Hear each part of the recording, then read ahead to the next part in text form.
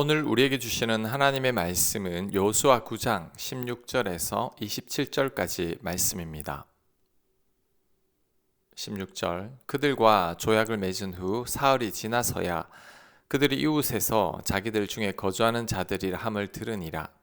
이스라엘 자손이 행군하여 셋째 날에 그들의 여러 성읍들에 이르렀으니 그들의 성읍들은 기브온과 그비라와 부에롯과 기랏 여아림이라. 그러나 회중 족장들이 이스라엘 하나님 여호와로 그들에게 맹세했기 때문에 이스라엘 자손이 그들을 치지 못한지라.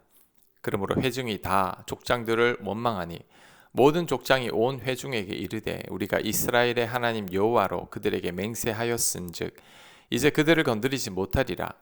우리가 그들에게 맹세한 맹약으로 말미암아 진노가 우리에게 임할까 하노니 이렇게 행하여 그들을 살리리라 하고 무리에게 이르되 그들을 살리라 하니 족장들이 그들에게 이른 대로 그들이 온 회중을 위하여 나무를 패며 물을 깃는 자가 되었더라. 아멘. 어제 본문에서 이스라엘이 기브온과 화친했습니다. 그 후 3일이 지나자 그들이 가나안 족속들 가운데 하나이고 속아서 화친했다는 것을 알게 됐습니다. 하지만 그들과 언약한 것을 파기할 수 없었죠. 왜냐하면 그들과 언약한 것은 하나님의 이름으로 한 것이기 때문이죠. 기본 사람들이 속인 것은 잘못이지만 이스라엘 백성들도 그 일에 대해서 하나님께 묻지 않았고 하나님의 이름으로 맹세한 것이기 때문에 책임이 있었던 겁니다. 22절 여호수아가 그들을 불러다가 말하여 이르되 너희가 우리 가운데 거주하면서 어찌하여 심히 먼 곳에서 왔다고 하고 우리를 속였느냐. 그러므로 너희가 저주를 받나니 너희가 대를 이어 종이 되어 다 내 하나님의 집을 위하여 나무를 패며 물을 깃는 자가 되리라 하니 그들이 여호수아에게 대답하여 이르되 당신의 하나님 여호와께서 그의 종 모세에게 명령하사 이 땅을 다 당신들에게 주고 이 땅의 모든 주민을 당신들 앞에서 멸하라 하신 것이 당신의 종들에게 분명히 들림으로 당신들로 말미암아 우리의 목숨을 잃을까 심히 두려워하여 이같이 하였나이다. 보소서 이제 우리가 당신의 손에 있으니 당신의 의향에 좋고 옳은 대로 우리에게 행하소서 한지라. 여호수아가 곧 그대로 그들에게 행하여 그들을 이스라엘 자손의 손에서 건져서 죽이지 못하게 하니라. 그날에 여호수아가 그들을 여호와께서 택하신 곳에서 회중을 위하여 여호와의 제단을 위하여 나무를 패며 물을 깃는 자들로 삼았더니 오늘까지 이르니라. 아멘. 여호수아가 기본 사람들을 불러서 왜 속였냐고 묻자 하나님에 대한 소문을 듣고 자신들이 죽을까 두려워서 이스라엘 백성들을 속였다라고 말합니다. 이 여호수아는 이들을 자손 대대로 나무를 패며 물을 깃는 자로 삼았습니다. 자, 오늘 본문을 통해 몇 가지 교훈을 살펴보겠습니다. 첫째, 손해가 되더라도 하나님의 이름으로 맺은 언약은 지켜야 합니다. 이스라엘 백성들은 기브온 사람들이 자신을 속였다는 사실을 알고 분노했습니다. 당장 그들을 진멸하고 싶었을 겁니다. 하지만 지도자들은 백성들의 원망 속에서도 하나님의 이름으로 맹세했기 때문에 기브온 사람들을 건드릴 수 없다고 말합니다. 만약 이스라엘 백성들이 기브온의 속임수에 분노하여 그들을 죽인다면 이방인들의 눈에 여호와 하나님은 언약을 어기는 신으로 비춰질 겁니다. 그렇게 되면 하나님의 영광이 가려지게 되죠. 하나님의 이름이 거룩히 여김 받지 못하게 됩니다. 그래서 성경은 하나님 앞에서 한 서원이나 맹세는 해로울지라도 지키라고 말씀한 겁니다. 시편 15편 4절입니다. 그의 마음에 서원한 것은 해로울지라도 변하지 아니하며. 아멘. 훗날 사울 왕 시대에 오늘 이스라엘 사람들이 기본 사람들과 세운 언약이 깨진 적이 있습니다. 사무엘하 21장을 보면 사울이 기본 사람들을 죽였고 그로 인해 다윗 시대에 3년 기근이 임했습니다. 하나님은 수백 년 전 여호수아 시대에 맺은 언약을 기억하고 계셨던 거죠. 그렇다면 우리들도 이런 하나님의 성품을 닮아야 합니다. 그 어떤 경우에도 약속을 지키기 위해 애를 써야 합니다. 우리는 때로 사람들에게 속기도 하고 억울한 상황에 놓이기도 합니다. 하지만 그럼에도 하나님 앞에서 한 약속은 지키려고 애를 써야 합니다. 가정에서, 교회에서, 사람들과의 관계에서 하나님을 의식하며 한 약속이 있습니까? 억울함이 있어도, 나에게 손해가 되어도 약속을 지키는 것이 하나님을 경외하는 삶이죠. 하나님은 이런 우리의 삶을 귀하게 보시고 반드시 우리의 삶을 책임지실 겁니다. 자, 두 번째 교훈은 하나님 우리의 실수조차도 합력하여 선이 되게 하신다는 거죠. 요수아는 기본 사람들을 죽이는 대신에 그들이 대를 이어 종이 되게 했습니다. 그들의 임무는 하나님의 집을 위하여 나무를 패며 물을 깃는 자가 되는 것이었죠. 표면적으로 이것은 저주이고 형벌처럼 보입니다.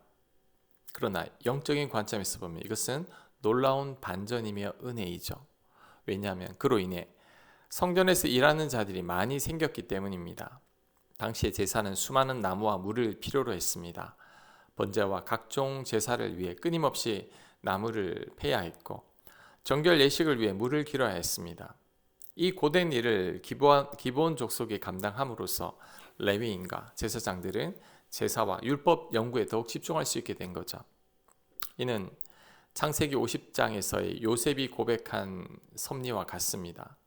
당신들은 나를 해하려 하였으나 하나님은 그것을 선으로 바꾸사 오늘과 같이 많은 백성의 생명을 구원하게 하시려 하셨나니. 자, 요셉의 이 고백은 인간의 실수와 죄악조차도 하나님의 주권 아래에서 선이 되게 하신 거죠.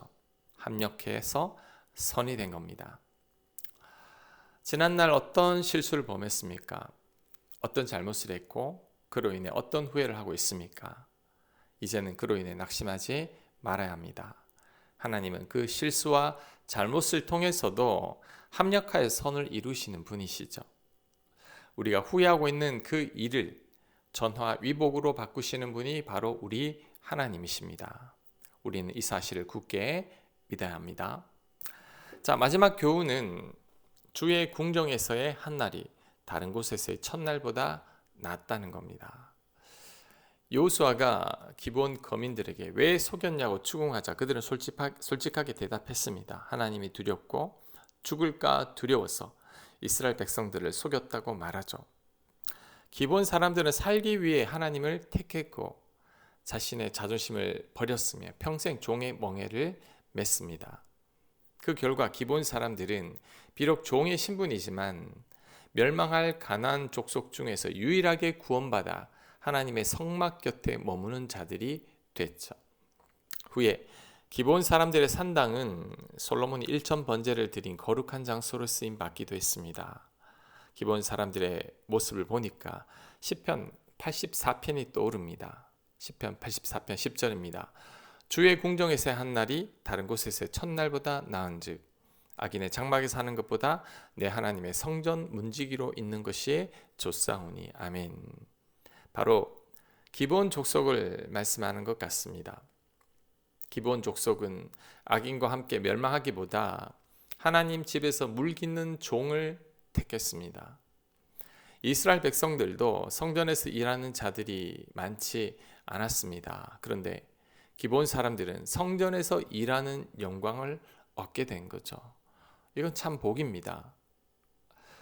때로는 우리의 삶이 남들보다 고단해 보이고 나무를 패고 물을 깃는 것처럼 초라해 보일 수 있습니다. 남들이 무시하고 인정해주지 않는 삶일 수도 있습니다. 하지만 그 자리가 주님과 함께하는 자리라면 그곳이 바로 영광의 자리입니다. 반면에 우리의 삶이 세상 사람들이 인정하고 동경하는 자리일 수 있습니다. 사람들이 흠모하고 부러워하는 자리에서 박수와 인정 속에서 살아갈 수 있습니다. 하지만 그 자리가 주님과 멀어지는 자리라면 그 자리가 바로 비극의 자리죠. 우리가 속히 떠나야 할 자리입니다. 나는 어떤 자리를 더 사모하고 있는지 스스로 잘 성찰해 봐야 합니다. 그 자리가 하나님과 가까워지는 자리라면 그 자리가 아무리 힘든 자리여도 그 자리가 복된 자리입니다. 아무리 그 자리가 좋아 보여도 하나님과 멀어지게 한다면 우리는 그 자리를 떠나야 합니다. 그것이 바로 나를 향한 하나님의 뜻입니다. 아멘. 하나님과 늘 가까워지는 자리를 사모하는 저희가 되게 하여 주옵소서. 저희들의 실수도 합력하여 선이 되게 하시고 하나님의 은혜 가운데 살아가는 저희들 되도록 인도하여 주시옵소서. 예수님 이름으로 기도합니다. 아멘.